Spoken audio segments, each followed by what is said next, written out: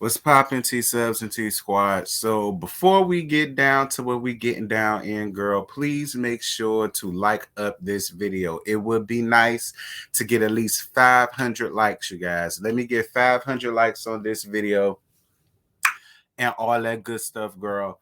I don't mind asking y'all to like it up because I got to go through all of the trouble to put this ish together. So the least y'all could do is go on ahead and like it up. And if you're feeling the vibes, go on ahead and subscribe, daughter.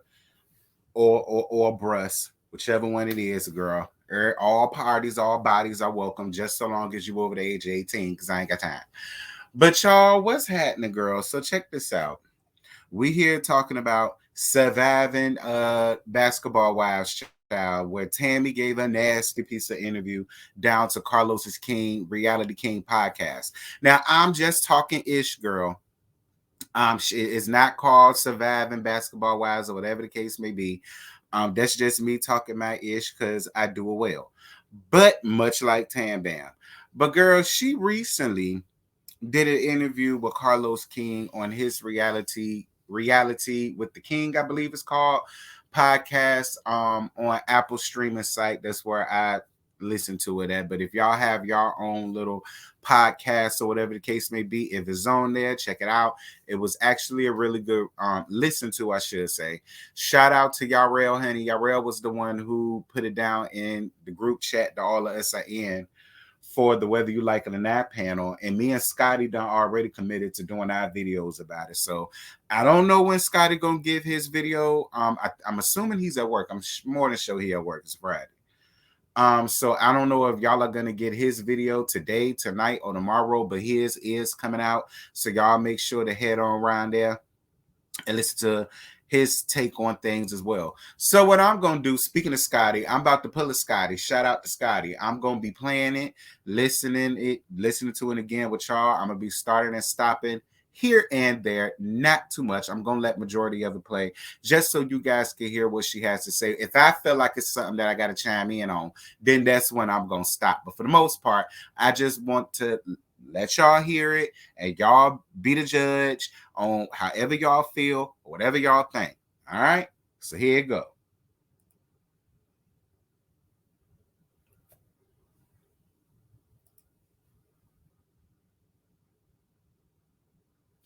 I've never heard that story, and I know all things about reality television. So, no, this is so interesting because when a new person enters a season, yes, 9 times out of 10, they always make it seem like someone who's a current cast member brought you on the show. They do that with us.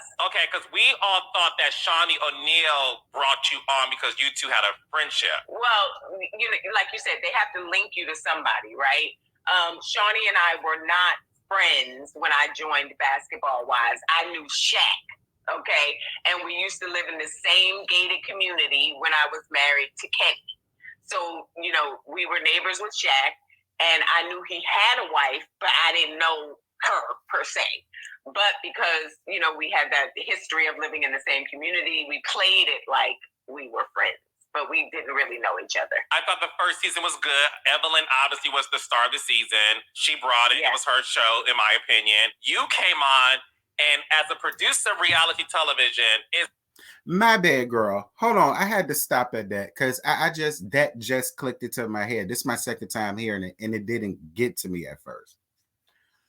So now it makes a whole lot of sense why Tammy came on first season looking like a baby mama that was down on her luck, that just came up on $30 long enough to buy that damn DTLR outfit with that City Trans fanny pack, and she had enough coin to go down to Sally's Beauty Supply and get that damn Shake Go wig for $4.99. So to everybody who was wondering, well, if Vershandia and y'all were friends like that, why would she let you come up there? Why looking the way you was looking? Why did she set you up? That's why she set her ass up, because they were never friends from the very beginning. Interesting. And it's not often that you have two queen bees on the same season at the same damn time. Because it's usually one. We now call them the force multipliers. When you came on, you were such a force. And to your credit, it was your authenticity that made a large group of audiences love you.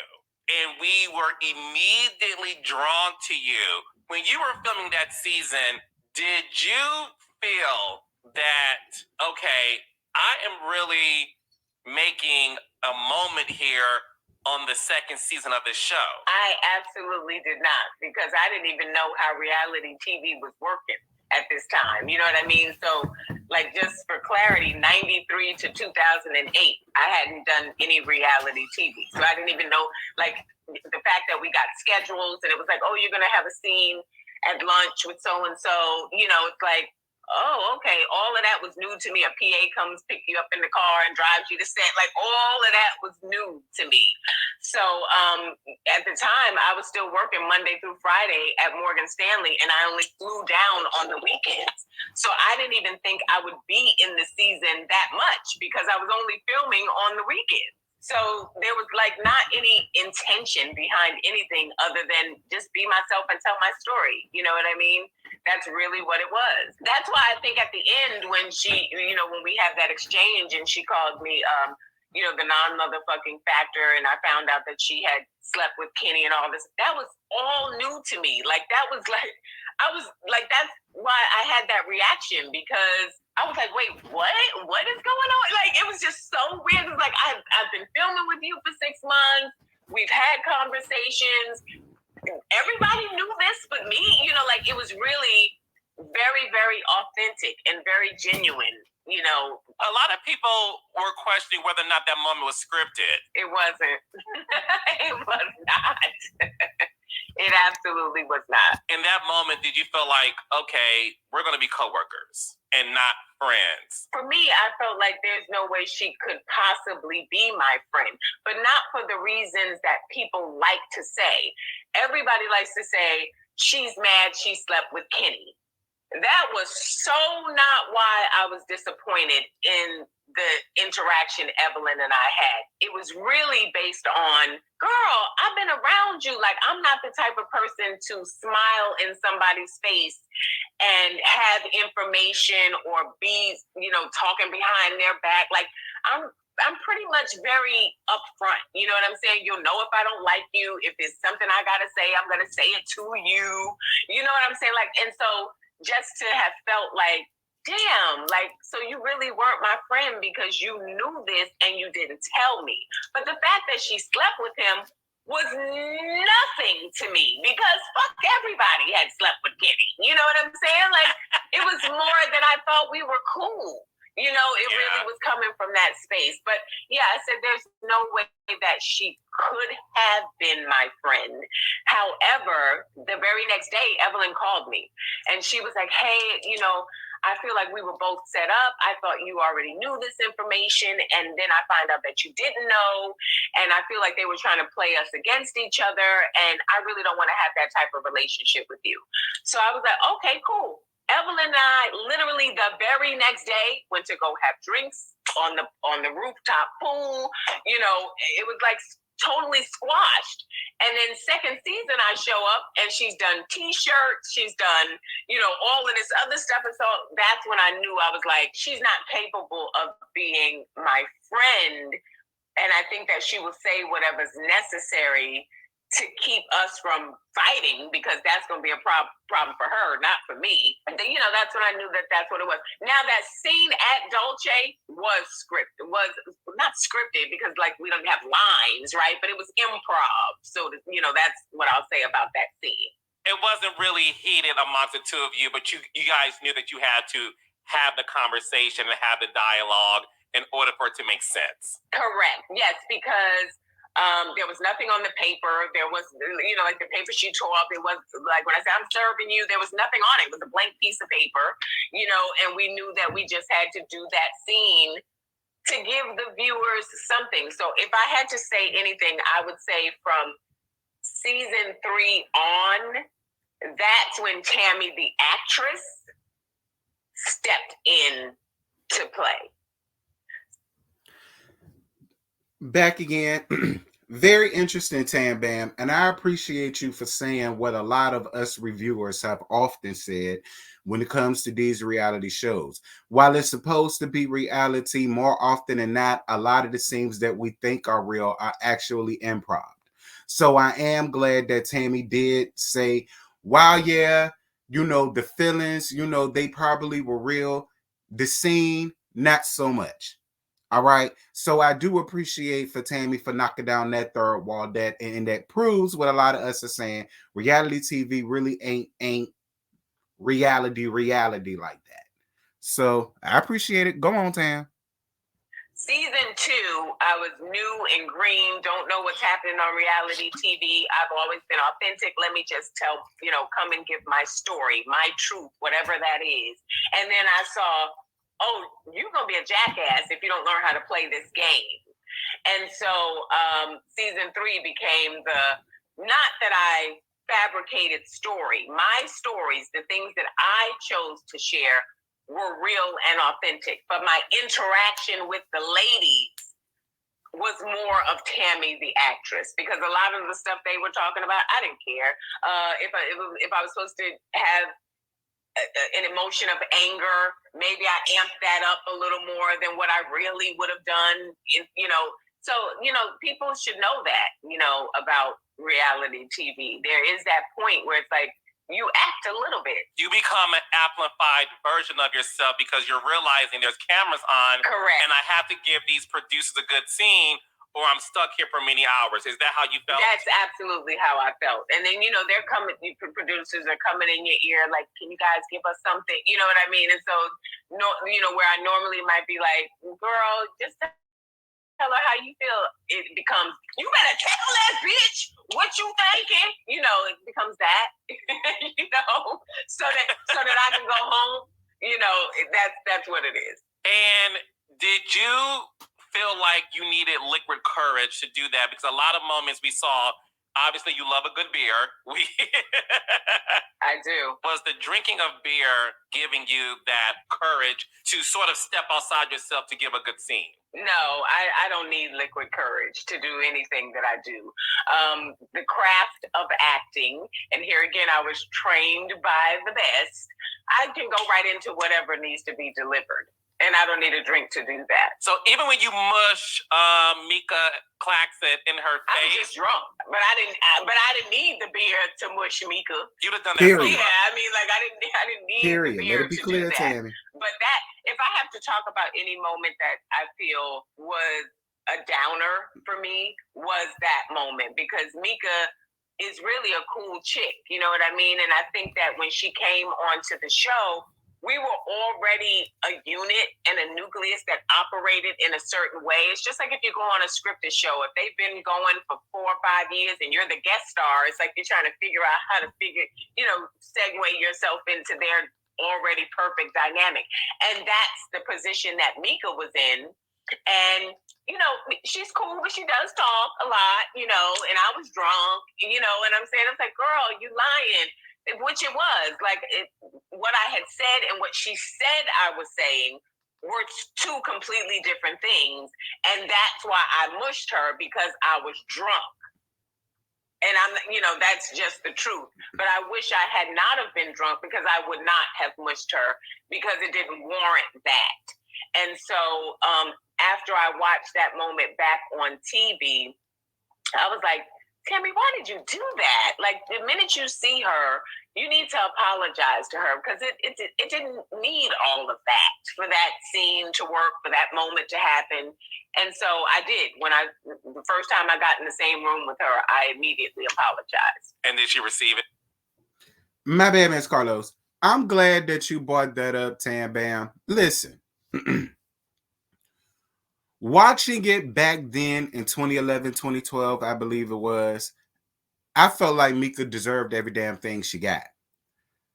I think it was in this moment is where the wheels started turning for Tam Bam, and she started realizing that she was basically being used as production's puppet.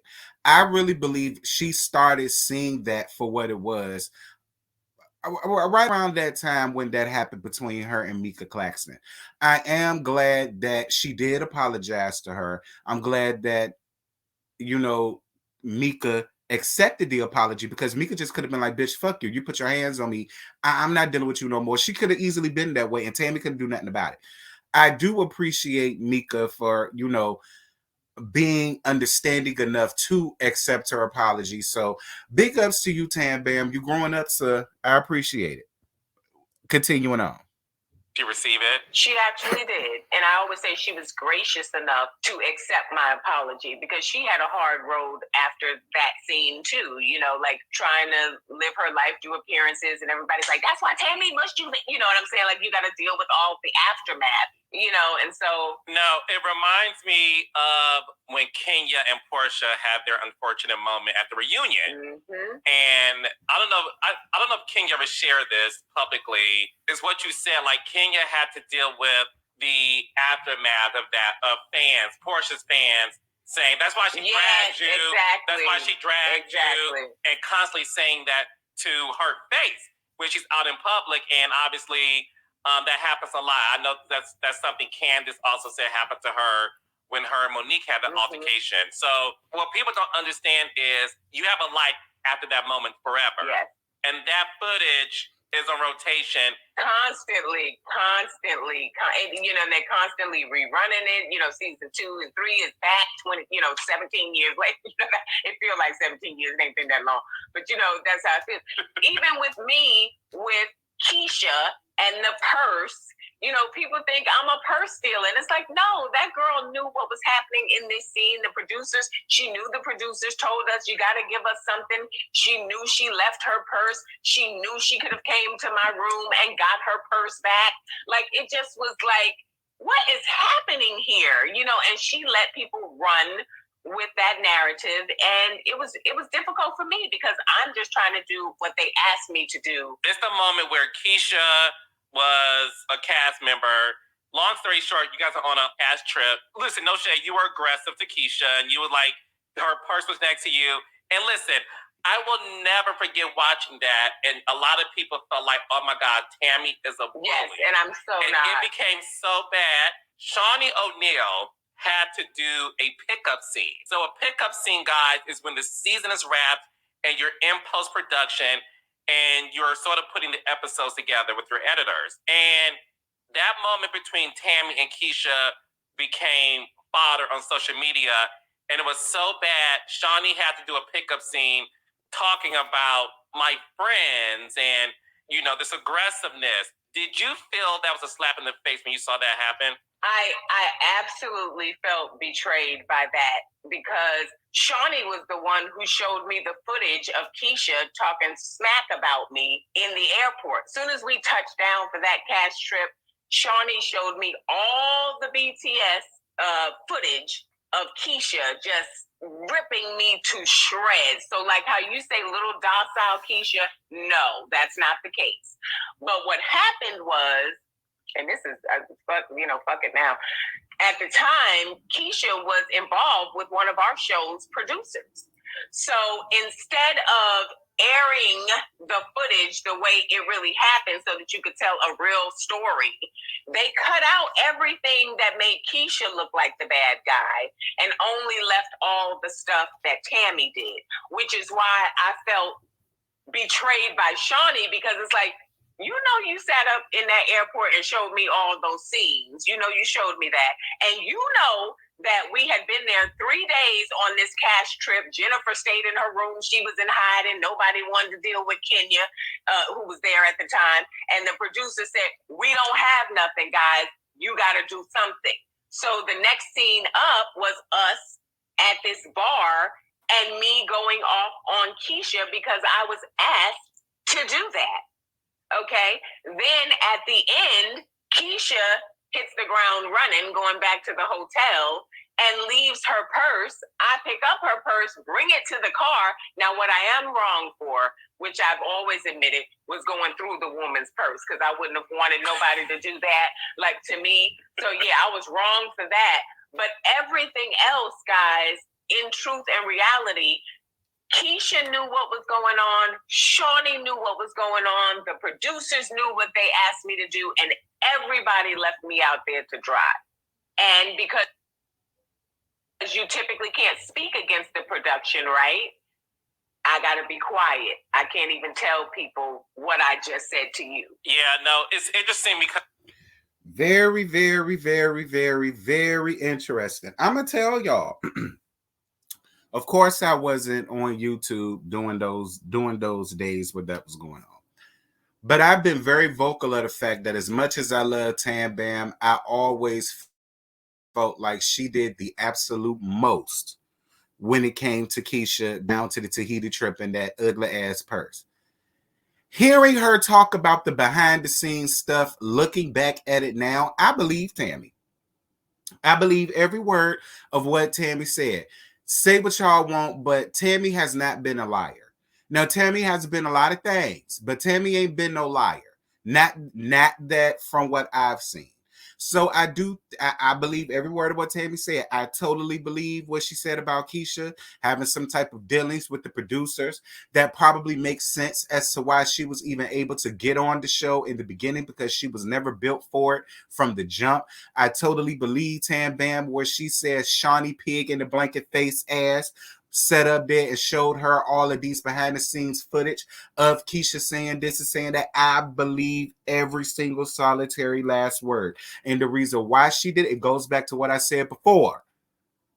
Vershandia Pigface ass Henderson, formerly O'Neal, is not friends with neither one of those women. Even on down to Eveline, she not her real friend. Shawnee is only a friend to them so long as she's able to help her generate and create a check. By having these scenes with Tammy acting a fool, gave Shawnee what she needed to get a check and a scene and to get the show picked up. So for so many years, Tammy, and as much as I hate to admit it, Evelyn as well, have carried the show. While Shawnee sat back, didn't give none of her real damn life, but exploited the lives of these other women for a damn reality check. I'm just saying, but we're going to move on. Interesting because, look, people come to me saying, is this fake or is this real? It's because they can kind of see some of those things happening. And a lot of people now are way more... They're more savvy now. Yeah, they're savvy now. And listen, not all production is ran that way, but some are. Your honesty about that is so interesting because at that time I was a reality producer, and watching that scene, I was fooled. I really thought that was a real moment based on how it was chopped and screwed. It was chopped and screwed. So I was like, when we got back to the hotel, I was like, just tell that girl to come get her purse. I don't got no problem with her. I mean, it ain't that serious. What are y'all doing? And they were like, well, go over to her room and give it to her. And that's when I was like, Keisha, here's your purse, girl, on the door. All of that was because they asked me to do that, because Tammy got back to that hotel room, kicked off her shoes, laid down on her bed, and they were like, she wants to leave and she wants her purse. I said, tell her to come get it. Because to me, I'm acting. I acted my way through that, did what y'all asked me to do, and now it's like, and see, it's over. Everybody relax, go back to doing your regular scheduled program, and we all good. And they really literally left me out to dry on that. Was that one of the many times you felt that you were betrayed by Shawnee or the producers with your stay on the show? Yeah, that was one of them, because there have been many. There have been many. Your last season broke my heart because I was like, this woman has carried this franchise on her back, and she's such a hard worker. And when she shows up, she shows out. She makes sure to give y'all a good scene because everyone wins. You win, we all win. Yes. And your last season, I felt you were so stabbed in the back because I felt that Shawnee was choosing to rekindle her relationship with Evelyn and was leaving you out to dry. And it was sad to watch because, listen, I think Evelyn's also a great reality star. I think she also shows up and gives a great scene. But I felt like if you were going to be that loyal to Evelyn, damn it, be that loyal to Tammy. Did you feel that way too that season? I did. And I think, I felt like a lot of boundaries had been crossed, and when you talk about just having integrity and respect for another person, I felt like I wasn't getting that. You know what I mean? And people want to hear what they want to hear and see what they want to see. And for me to sit at that reunion and have somebody admit that they sent letters to production, about me and my personal business that was a lie, and admit that they did those things, that started the train for me of like, this some bullshit right here. You know what I mean? Like, because I would never do that. Like, I would never do that to you. But you, young lady, old woman, because you ain't fall for me, were like trying to, like just break me behind the scenes because I was just as successful as you in front of the camera. And that wasn't cool, So when, and another thing they did with that reunion too was I left pretty early. So they put it together in a way where it seemed like I was saying things first, which is what they always did. It always had to be Tammy started it because Shawnee and Evelyn started this franchise together. So the loyalty from the production company and the executive producers was to them. A lot of things were shown out of order, if you understand what I'm saying. So, or cut out, to make it skew favorable for them because the loyalty was to them. Shawnee and Evelyn always got the good edit. Always. For the history of the show, which is why if people are really true watchers of Basketball Wives, they start to see Tammy doesn't talk as much. Tammy is not saying as much. Tammy's not doing what she used to do because I don't know if you're going to show it truthfully. And so now I've got to protect myself. So that's really what people start seeing. But that was back to what you were saying. That reunion was like, I've had enough. You've talked about my eggs, which is a lie. Shawnee is backing up your lies, so I can't fuck with her or you. Period. And then you're sending letters to the production and the production company behind the scenes, spreading lies about me, and they're engaging in conversation with you, which was mind blowing to me, Carlos. Because I feel like if somebody sent you a letter talking about Nene, you're not gonna sit and go, "You right, that bitch be tripping," like on an email. Never. And let me be clear, some ladies have tried. And the reason why I have a great rapport with all my girls is because I don't engage in the behind the scenes talk about my cast. But this executive, high level executive, did. And I have to this very day the emails. You know what I'm saying, of this conversation.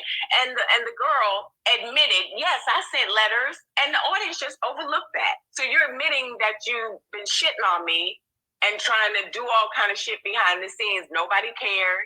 They put it like I talked about her eggs before she talked about my eggs. And quite honestly, I'm only having this conversation with you because I know this is what the context of your show is about, and it provides a piece of closure for me because I will never, ever answer any more questions about Basketball Wives. That part of my life is closed. So I'm giving it all to you, and then I'm getting on down the highway. So she was doing a lot to me that people just didn't know that I was dealing with. And so that's why the very last season that I was on the show, I opted not to get a raise, not to extend any options, and not to film with her. Wow, because at the end of the day, you chose your peace over profits. Correct. And I said, no, I don't want it. I'm going to leave and go on about my business because I know I can do other things. Well, girl, that's pretty much all I got to give y'all, or that's all that it let me hear because I got Apple Music. I ain't got iTunes. You know what I'm saying? I got a Samsung, okay? Now, I got a podcast, an audio book podcast, but I don't feel like doing all that just for that. But Tammy, I totally appreciate you, daughter, for coming up here and being honest and being true and finally seeing what the hell we all been saying for years. You and Vashandia were never friends, and that's why she had no problems with throwing you under the bus for her main Abba Scrabble, Eveline. All right. If they really friends like they say they is, because for so long we've all thought that you and Vashandia were friends, that she knew you like that it was this and that, and then to find out that it wasn't even her that you knew, it was Shaq. and you became familiar with her because of Shaq. You know, so maybe her and Evelyn are real friends, and maybe that's why she don't mind constantly having Eveline back quicker than what she would have for you. But I agree with Miss Carlos. Evelyn, for what it was worth, the first basketball wise was Evelyn. I'm not gonna lie about that. First season, Evelyn was my favorite. I'm not gonna lie. Evelyn was my favorite. I liked Shawnee. Jen was all right. You know what I'm saying? I was on Shawnee's side when it came down to Gloria and with her sister sleeping with her husband, all that stuff. I was here for them running her ass out of Miami. I was here for all of that. It wasn't until I want to say about season 3-ish that I started side-eyeing Evelyn for her works when she started treating Royce the way that she was treating Royce and doing Royce the way that she was doing Royce. And then Shawnee piggybacking off of it, treating Royce any old kind of way and stuff like that. They tried to bring in Tammy when it came down to that. Tammy quickly realized what it was and decided against. Like, one of the many reasons why I would never do reality television unless I can control my own narrative, I would never do it. I used to often say I would love to do reality TV. Now my 34-year-old ass is up here saying, bitch, do you want to end up like Tammy? Hell no. Because that's what's going to happen with the type of personality that I got. You understand? But Tammy, you cleared a lot of stuff for me. You cleared up a lot of stuff for me, and I'm more than sure you cleared up a lot of stuff for other viewers that was watching and really didn't understand the logistics or understand what was going on. I agree with Carlos. Shout out to you for choosing your peace over profit. I don't feel like you need basketball wives anymore. I feel like you've done just enough that you have your life set up enough to where you could just kick back and enjoy the fruits of your labor, sir. You ain't got to deal with them bitches or what they got going on no more. And I'm down for it, Tammy. But girl, that's it. That's all I got. I ain't got no more to give y'all, girl. Like I said, it won't much. If you guys want to hear all of what was said, head on down to Carlos King's Reality with the King podcast. Girl, tell Carlos I sent you. He'll treat y'all right. Y'all know he be up under my stuff and watching my stuff from time to time or whatever the case may be. Shout out to Carlos. But yeah, y'all drop down in the comments. Y'all let me know what y'all think. Y'all let me know y'all feelings. Let me know how y'all feel. Like I said, I would love to get this up 500 likes. I'm not going to say 1,000. I should, considering I'm in 20,000 subscribers, but I ain't. I'm going to start off small. Start off little. Get this up to 500 likes, you guys. 500. And if it goes beyond 5, perfect. But I'm asking for 5. 5 is the quota. And with that, I'm gone. Bye.